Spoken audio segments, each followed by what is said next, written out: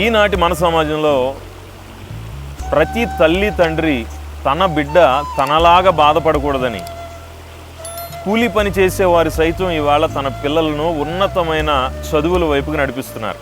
అలాగే తమకు కలిగిన దాంట్లో కొంచెమైనా ఆస్తిని ఇవ్వాలని ఆశపడుతున్నారు. ఒక మంచి గృహాన్ని నిర్మించి తన పిల్లలకు వారసత్వంగా లేక బహుమానంగా ఇవ్వాలని ఆశపడుతున్నారు. మరి ఇలాగ ఆశపడుతున్నటువంటి ఈ తల్లిదండ్రులు ఆ బిడ్డలకు ఇస్తున్నది ఏంటంటే వారి యొక్క ఆస్తులు, వారికి కలిగిన సంపద. అవి కూడా కాకుండా ఈ చివరి కాలంలో అంత్యకాలం వచ్చింది కనుక సమస్తమైనవి కూడా తల్లిదండ్రుల నుండి పిల్లలకి సంక్రమిస్తున్నాయి. ఇవాళ మరి తల్లిదండ్రులకు ఉన్న వ్యాధులు కొన్ని వంశపారంపర్యంగా ఆస్తుల్లాగా ఇచ్చేసినటువంటి కాలంలో మనం ఉన్నాం.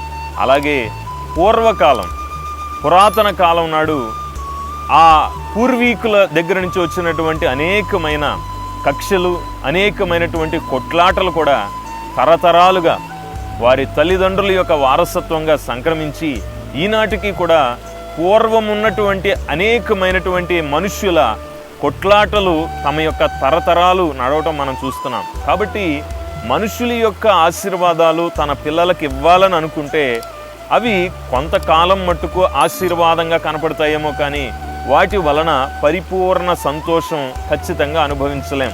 అందుకని మనుషులు తమ యొక్క పిల్లలకు తమ తర్వాత తరానికి ఏదైనా ఆశీర్వాదం అంటూ ఇస్తే ఆ ఆశీర్వాదం తర్వాత తరాలకి కొంత మట్టుకు ప్రయోజనకరము కానీ శాశ్వత కాలం ఆ ఆశీర్వాదం వారికి ఆనందాన్ని కలిగించదు.